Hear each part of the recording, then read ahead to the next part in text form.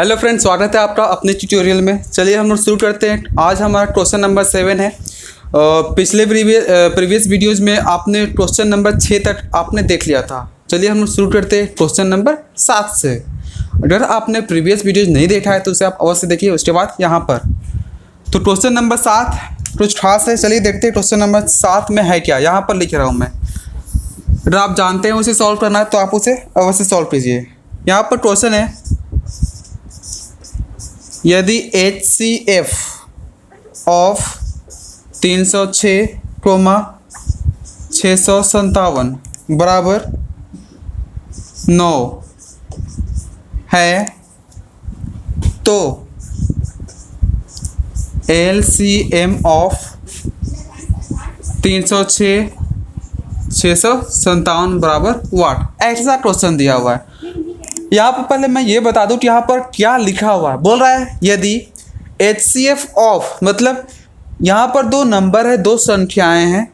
इन संख्याओं का HCF 9 के बराबर है। इन दोनों संख्याओं का HCF 9 है तो आपको इन दोनों संख्याओं का LCM फाइंड करना है, निकालना है। ठीक है, तो LCM निकालने के लिए हमारे पास क्या दिया हुआ है, LCM दिया, HCF दिया हुआ है और दोनों संख्या दिया हुआ है।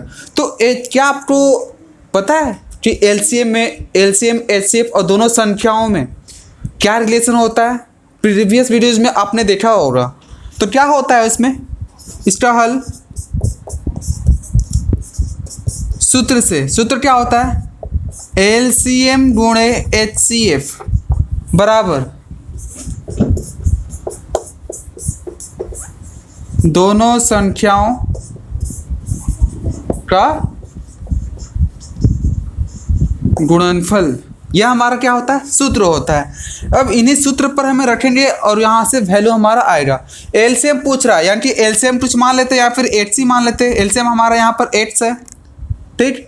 और HCF का वैल्यू यहाँ पर दिया हुआ है। HCF कितना, 9 बराबर दोनों संख्याओं का गुणनफल, यानी कि इतना और इतना, यही दोनों संख्या है ना, इन दोनों का गुणनफल कितना है, 306 गुणे 657 इतना। अब हमें 8 का वैल्यू चाहिए और 8 हमारे पास है क्या, LCM है। तो 8 बराबर ये 9 कहाँ चला जाएगा, गुणा में है तो भागा में, 306 गुणे 657 बाई में कितना, 9। अब कौन कटेगा, यहाँ पर इसको देखते हैं। ये 9 या 27, 3 बचा 3 और 36, 9 चौका 36, यानी कि 8 बराबर 34 गुणे 657।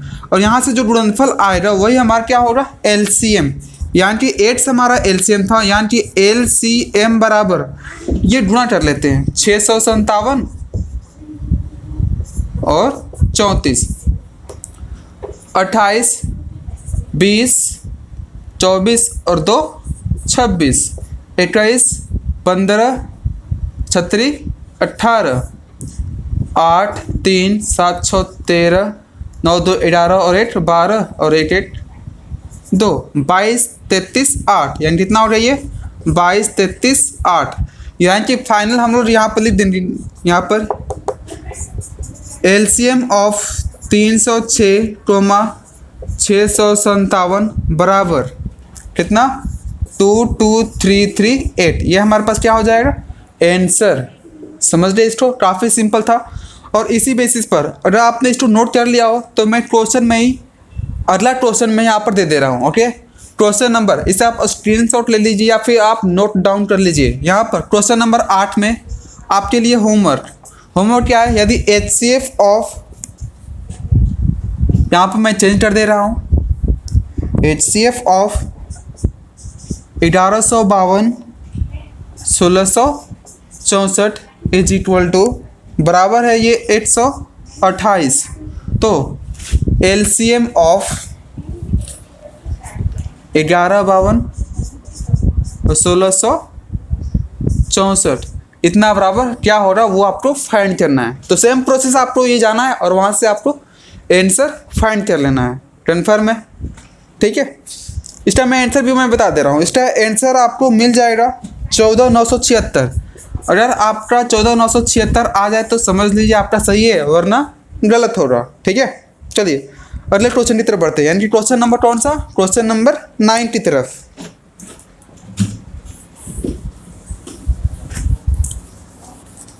लास्ट में कहानी भी आपको बताना पता है ना, प्रीवियस में एक कहानी बताया गया था, अधूरा छोड़ा गया था आपको सोचने के लिए। अगर आपने सोचा है या नहीं सोचा है मुझे तो नहीं पता, क्योंकि आपने कमेंट भी नहीं किया। देखेंगे इसको, क्वेश्चन नंबर 9। क्वेश्चन नंबर 9 को मैं यहाँ पर लिख रहा हूँ। बोल रहा है दो संख्याओं का HCF तथा LCM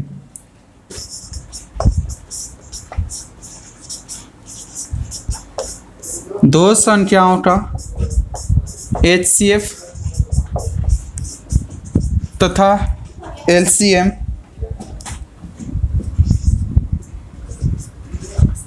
23 और 69 हो नहीं है, 69 है, सॉरी 1 सेकेंड, यहाँ पर 23 और 1449 1449 है, जिनमें पहला संख्या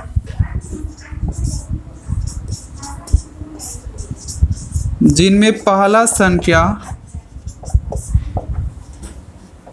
पहला संख्या 161 है, 161 हो तो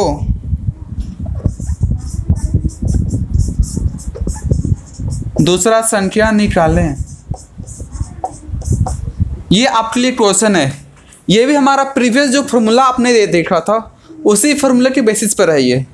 तो कैसे ये बनेगा, इससे फॉर्मूला था क्या, सूत्र क्या था आपको तो पता है क्या था, LCM गुणे HCF बराबर, ये किसके बराबर था, दोनों संख्याओं का गुणनफल। ये हमारा क्या होता है, फॉर्मूला। ओके, तो इसमें देख लेते क्या क्या दिया हुआ है। LCM है, HCF भी है, और दोनों संख्याओं में से एक दिया हुआ है, तो एक तो हम आसानी से निकाल ही सकते हैं। क्या कर सकते हैं यहाँ पर, LCM कितना दिया हुआ है 1449 गुणे HCF कितना 23 बराबर, पहली संख्या कितना है 161, दूसरी संख्या पता नहीं है, यानी कि 8 मान लेते हैं दूसरी संख्या। ठीक, ओके। अब हमें 8 का वैल्यू चाहिए, तो यहाँ पर कर लेते हैं इसको, क्या कर सकते हैं, यहाँ पर मान लेते हैं क्या कि माना कि दूसरी संख्या 8 से है। ठीक है, यहाँ पर ऐसा कर सकते हैं, तब तो नहीं तो एग्जामिनर सोचेगा कि यहाँ पर 8 से टपक गया, ये इतना हो गया, तो 8 का वैल्यू चाहिए, तो 8 से बराबर ये गुणा में है, तो यहाँ पर क्या आ जाएगा डिवाइड में, यानी कि 1449 गुणे 23 बाई में 161। अब कितना से जाएगा ये 7 से जा रहा है, 7 से कितना बार में, सॉरी 23 7 161, क्यों 17 21 7 14 और 2 16, इतना 7 से जाना चाहिए, 7 दूनी 14 0 7 7 49, यानी कि कितना आ गया 8 से बराबर 207। 8 से हमारा था क्या दूसरी संख्या, अतः दूसरी संख्या बराबर 207, ये हमारे पास क्या हो गया आंसर। ठीक है, नोट डाउन कर लीजिए, मैं क्वेश्चन में ही चेंजिंग कर दे रहा हूँ आपके लिए होमवर्क। मिटा दे इसे, यहाँ पर मैं मिटा देता हूँ इसको।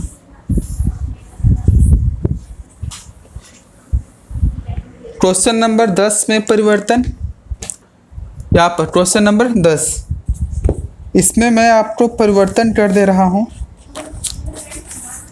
इसमें नया आपके लिए है क्या, HCF है 6 और LCM है, बहुत ईजी है 180। पहला संख्या 30 हो 30, तो दूसरी संख्या निकालना है, ये आपके लिए क्वेश्चन है। ठीक है, ओके। ये आपने नोट डाउन कर लिया क्या, जल्दी से आप इसे नोट डाउन कर लीजिए। इसका आंसर आपका 36 आ जाएगा, कितना 36 आंसर इसका। क्वेश्चन नंबर कौन सा ये 10 नंबर है। ठीक, नोट डाउन कर लीजिएगा इसको, पूछ करके नोट डाउन कर लीजिए, आगे बढ़ रहे हैं।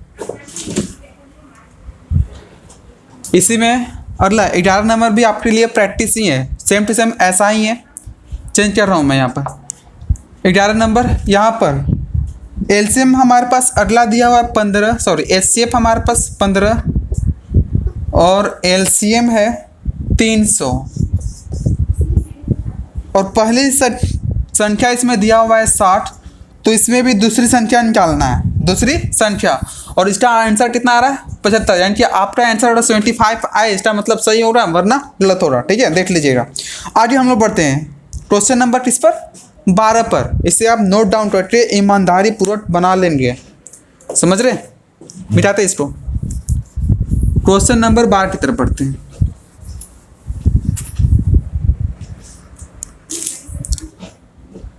क्वेश्चन नंबर 12 देखिए।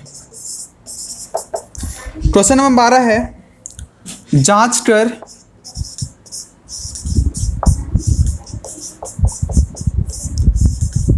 बताएं कि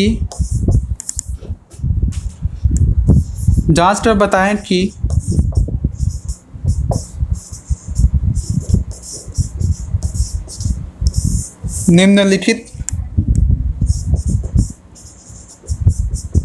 संख्याएं भाज्य क्यों हैं, भाज्य क्यों हैं।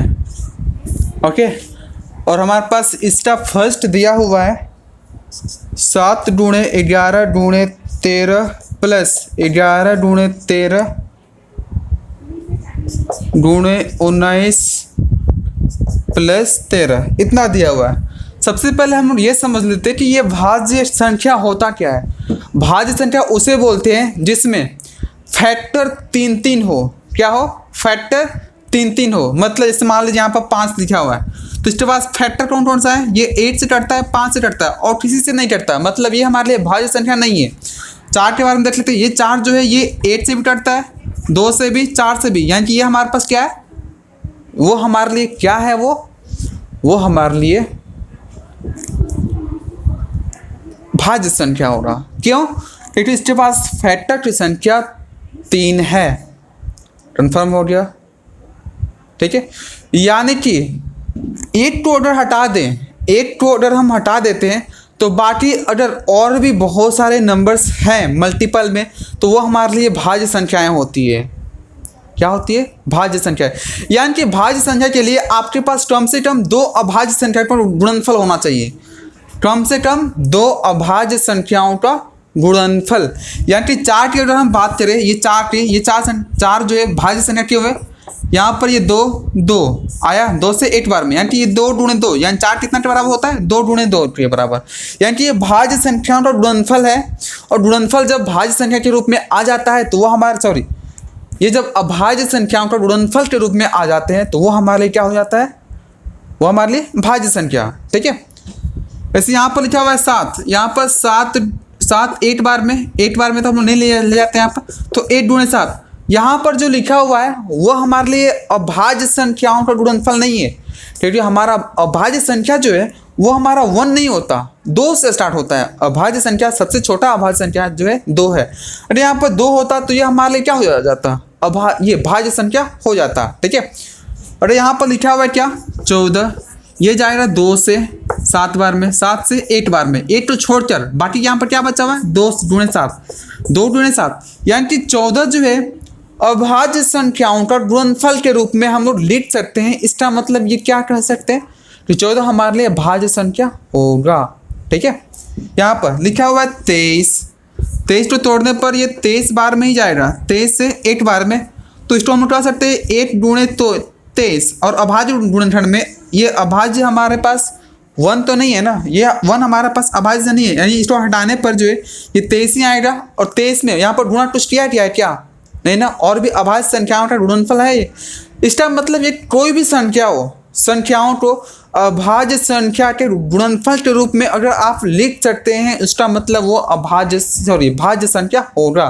ठीक है, जैसे 4 हमारे लिए भाज्य संख्या है, 4 भाज्य संख्या है, 6 भाज्य संख्या है, 8 भाज्य संख्या है, 9 भाज्य संख्या है। क्यों, ये 4 क्यों, क्योंकि ये इसको हम उठा सकते हैं 2 × 2, इसको उठा सकते हैं 2 × 3, इसको तो आप उठा सकते हैं 2 × 2 × 2, इसको 3 × 3, यानी कि अभाज्य संख्या के गुणनफल के रूप में है ये, अभाज्य संख्याओं का गुणनफल के रूप में है ये, अभाज्य संख्याओं का गुणनफल के रूप में है ये भी हमारे पास अभाज्य संख्या के गुणनफल के रूप में है।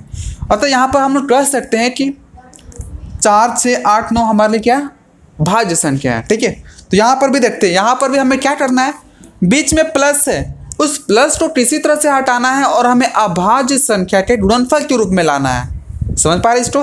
तो चलिए हम लोग शुरू करते हैं, देखते हैं यहाँ पर कैसे उसे अभाज्य संख्या के गुणनफल के रूप में आएगा। सबसे पहले वहाँ से हम लोग ऐसे क्वेश्चन को सॉल्व करने के लिए करते क्या है, इसमें कॉमन देखते हैं। पूरे पार्ट में यहाँ पर देख रहे हैं प्लस यहाँ पर भी है, यहाँ पर भी है। इस पूरे पार्ट में 13 कॉमन दिखाई दे रहा है, यहाँ भी, यहाँ भी, यहाँ भी। तो यहाँ पर 13 कॉमन निकालेंगे तो यहाँ पर कितना बचेगा, 7 गुणे 11 यानी कि कितना है ये 77, प्लस यहाँ पर हुआ 13 यहाँ से बाहर निकला तो यहाँ पर 11 गुणे 19 बचा, और प्लस 13 यहाँ से बाहर आ चुका है तो यहाँ पर 1 बचा। अब जो भी यहाँ पर आए उसको हम लोग जोड़ देना है। यहाँ पर 77 और 1 78, प्लस ये गुणा करने पर 19 और 19 ये 209, यस 209 हो जाएगा। यहाँ पर 209 यानी कि 13 गुणे ये जोड़ने पर 9 8 17, 7 और 1 8 2 287। अब 287 को हमें तोड़ने होंगे, 287 को तोड़ना होगा। 8 7 15 और 2 17। अब ये किससे कटेगा, ये क्या कुछ दिमाग में आ रहा है, ये कितना से कट सकता है? देखिए तो 7 से मुझे यहाँ पर कटते हुए नजर आ रहा है, 7 28 और 7 एकम 7। अब ये नहीं कटेगा, मतलब 287 के बदले में हम लोग यहाँ पर कह सकते हैं इतना गुणे 7 गुणे 41। ये जो सीरीज में कर लेते हैं, मतलब शुरुआत में सबसे छोटा, यानी 7 गुणे 13 गुणे 41, इक्वेशन फर्स्ट। ओके, समीकरण फर्स्ट मान लेंगे।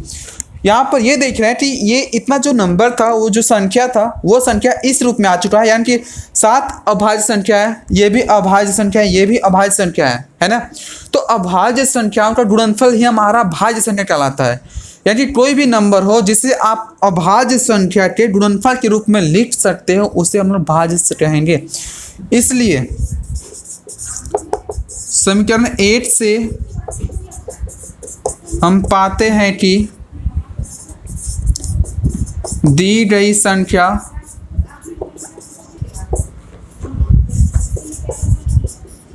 अभाज्य संख्या के गुणनफल के रूप में, अतः संख्या या फिर अतः, ये पूरा आप लिख लेंगे, ये पूरा लास्ट में इतना लिखने के बाद आप ऊपर वाला अतः इतना, अतः 7 गुणे 11 गुणे 13 प्लस 11 गुणे 13 गुणे 19 प्लस 13 एक भाज्य संख्या है। इतना हमारे पास क्या हो जाएगा, आंसर। ठीक है, समझ में आ गया हो तो आप लाइक कर दीजिए, अवश्य कमेंट भी कर दीजिए। क्या दिक्कत, कुछ खर्च तो नहीं लग रहा है आपका ना? जल्दी से कीजिए, जल्दी फटाफट नोट डाउन कर लीजिए। हम लोग बढ़ते हैं अगले क्वेश्चन की तरफ। अगला क्वेश्चन इसमें मैं प्रैक्टिस के लिए आपको दे रहा हूँ, और आपको इस तरह के जो भी क्वेश्चन चल रहे हैं उन सब के एनसीईआरटी क्वेश्चन आपको मिल जाएंगे एनसीईआरटी में। ओके, उस तरह के क्वेश्चन भी आप सॉल्व कर लीजिएगा। ठीक है, इसको मिटाते हैं और इस टाइप का होमवर्क देते हैं।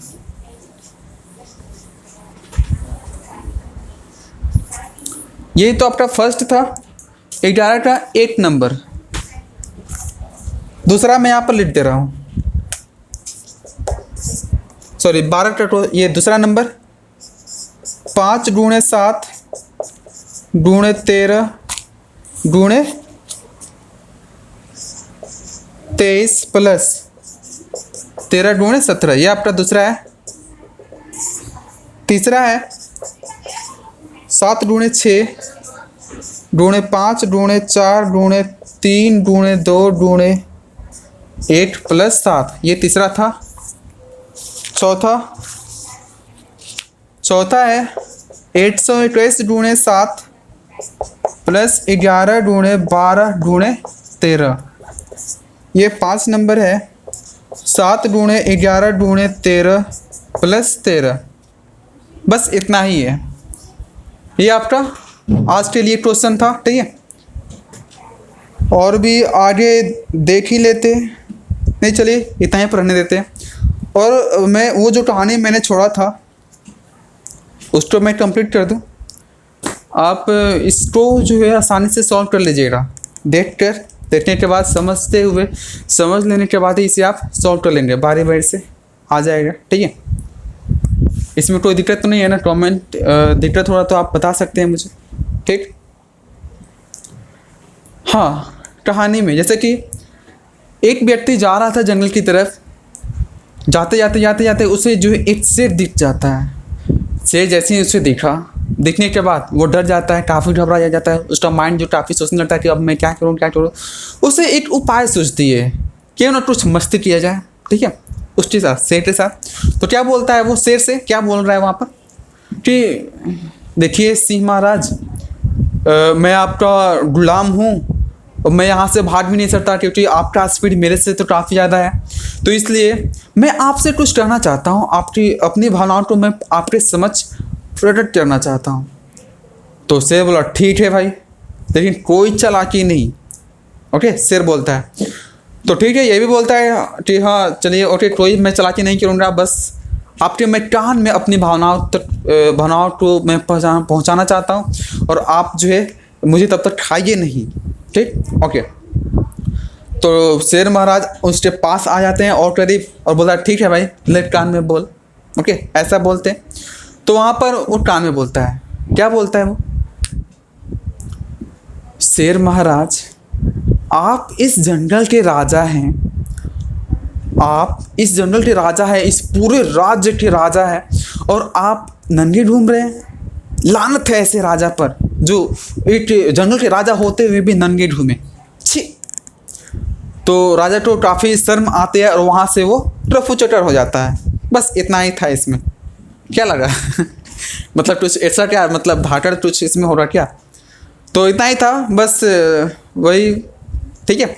तो मिलते हैं अगले क्लास में क्वेश्चन नंबर 13 के साथ। तो बने रहने के लिए हमारे साथ आपका बहुत बहुत धन्यवाद। मिलते हैं, जय हिंद दोस्तों।